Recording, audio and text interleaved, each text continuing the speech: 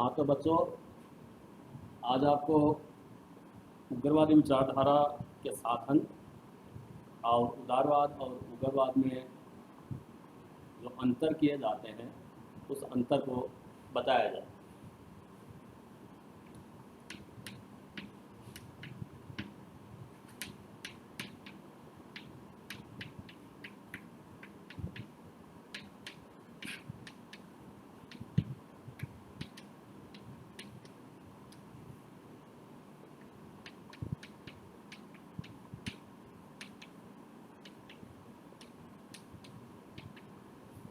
जैसे कल मैं बताकर गया था आप लोगों को कि कई कारणों से उग्रवाद के आंदोलन है वो उभर कर सामने आता है।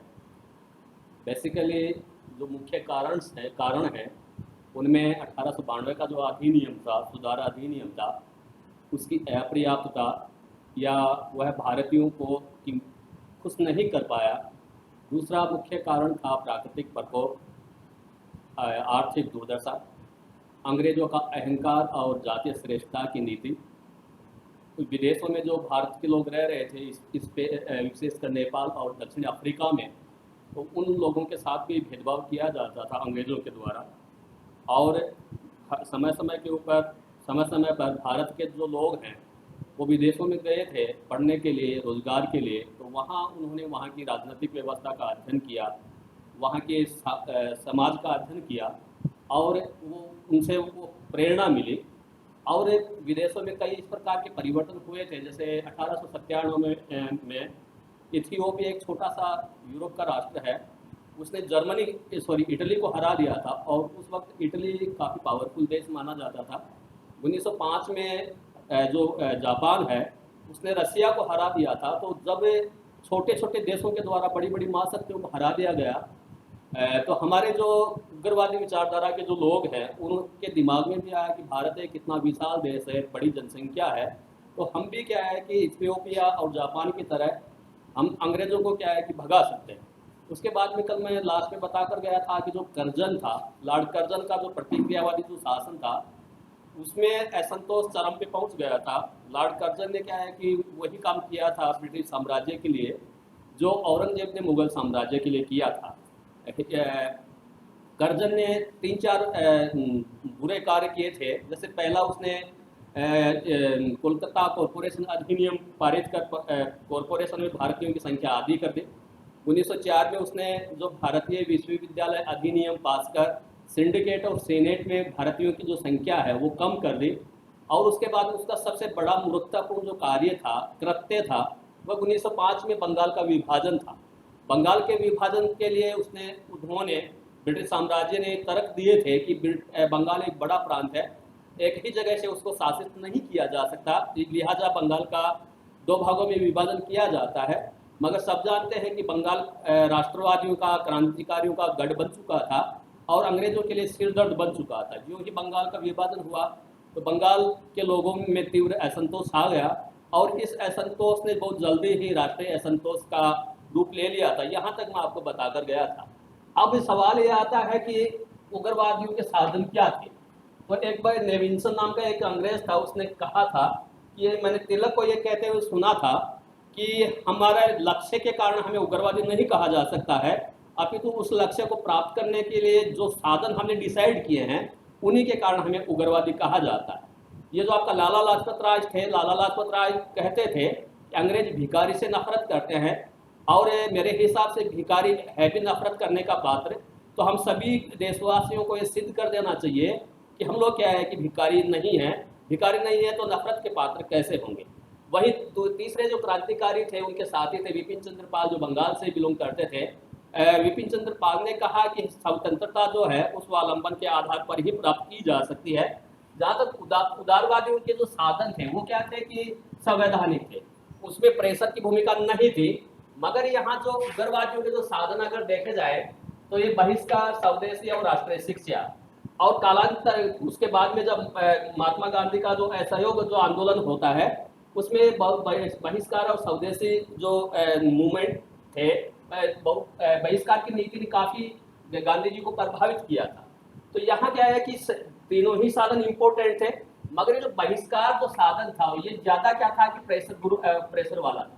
तो बहिष्कार में जो ब्रिटिश विदेशी जो वस्तुएं हैं, बेसिकली ये वस्तुओं के प्रतिबंध से संबंधित था। मगर बहिष्कार की क्या है कि एक व्यापक अवधारणा है। इस बहिष्कार में सरकार के साथ किसी प्रकार का सहयोग नहीं करना, विदेशी अदालतों का बहिष्कार करना, वहाँ की उपाधियों और वहाँ के जो साधन होते हैं उनका क्या है कि बहिष्कार करना। तो ये जो बहिष्कार था एक प्रकार से क्या था कि नेगेटिव वर्ड है, तो ये वस्तुओं के बहिष्कार का आह्वान करता है। मगर इसको व्यापक स्वरूप व्यापक हिसाब से बताते हुए ये कहा जाता है कि बहिष्कार आंदोलन की प्रमुख प्रवृत्ति विदेशी वस्तुओं के ही विरुद्ध थी, परंतु इनकी व्याख्या इसकी व्याख्या में सरकार के साथ असहयोग, सरकारी नौकरियों, उपाधियों और प्रतिष्ठानों का बहिष्कार करना। तो इसमें ये व्यापक एक था। तो इसने अंग्रेजी साम्राज्य को या अंग्रेजी सरकार, ब्रिटिश सरकार को काफ़ी प्रेशर में क्या है कि ला दिया था। जहाँ तक स्वदेशी का सवाल है, तो स्वदेशी क्या है कि इसका मतलब ये है कि हमारे देश में जो चीज़ें बनती है हम लोगों को उन्हीं को यूज करना चाहिए। और राष्ट्रीय शिक्षा की भी एक उन्होंने तिलक ने, क्रांतिकारी ने एक बेसिकली एक ढांचा रखा था कि हमें क्या है कि जो शिक्षा का माध्यम है वो मातृभाषा होनी चाहिए। शिक्षा में जो टेक्नोलॉजी है, तकनीकी जो शिक्षा है उसका भी क्या है कि उसके ऊपर भी बल दिया जाना चाहिए ताकि बेरोजगारी नहीं देखी जा सके। तो ये इस प्रकार के तीन जो साधन थे जो क्रांतिकारियों के प्रमुख विपल थे, हथियार थे। तो इस बहिष्कार के कारण यहाँ अंग्रेजों को का जो माल था वो गोदामों में क्या है कि सड़ा हुआ था, सड़ गया था। वहाँ का जो कपड़ा था वो वहाँ की गोदामों में भरा पड़ा था, वो खरीद नहीं रहे थे।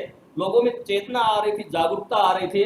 पर क्या है कि स्वदेशी बहिष्कार, राष्ट्रीय शिक्षा, इस मूवमेंट के कारण यहाँ जो राष्ट्र के प्रति जो लोगों का रुझान था वो काफी पॉजिटिवली बढ़ता है।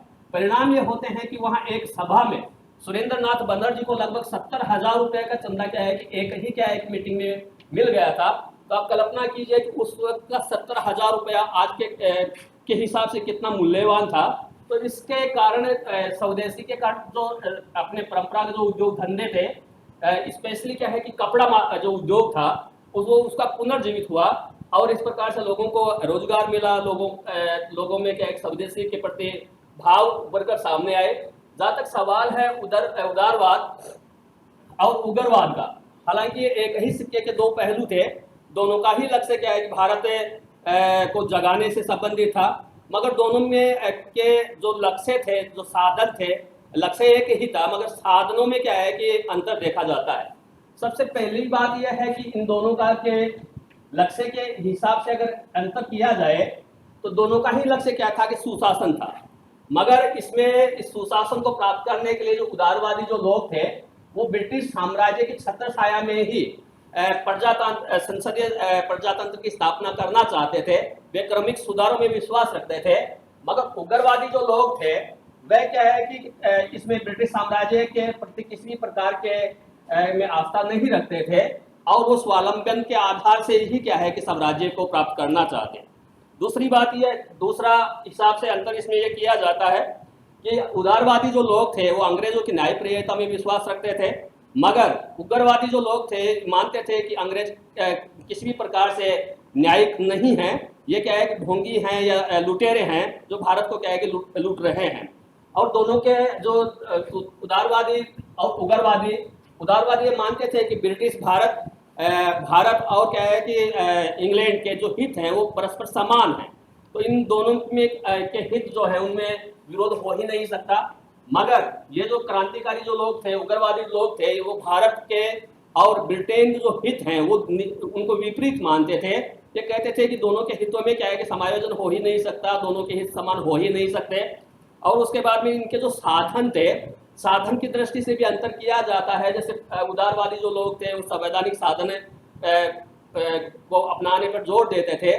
और जहाँ तक उग्रवादियों का सवाल है तो इनके जो साधन थे वो क्या थे कि दबाव मूलक थे, बहिष्कार था, स्वदेशी था, राष्ट्रीय शिक्षा थे।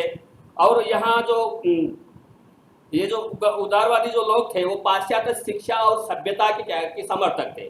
मगर यहाँ जो आपके उग्रवादी जो लोग थे वो हिंदू धर्म, हिंदू सभ्यता और हिंदू संस्कृति के क्या थे कि समर्थक थे। और यहाँ जो और ये जो उदारवादी जो लोग थे वो क्या है कि आरामदायी राजनीति में विश्वास रखते थे, गोखले के अलावा। गोखले निश्चित रूप से क्या थे कि भारत के प्रति समर्पित थे, अन्यथा बाकी जो उदारवादी जो लोग थे आरामदायक कुर्सी में भी विश्वास रखते थे और ये सोचते थे कि समय के साथ सब कुछ ठीक हो जाएगा। मगर ये जो क्रांतिकारी जो लोग थे या उग्रवादी जिन्हें कहा जाता है, ये देश के लिए त्याग, मरने मिटने के लिए तैयार रहते थे। तो यहाँ ये जो आपके ये लाला लाजपत राय ने एक बार कहा था कि उदारवादी ब्रिटिश शासन से अपील करते थे, जबकि उग्रवादी नेता अपने देश और ईश्वर से अपील करते थे। धन्यवाद।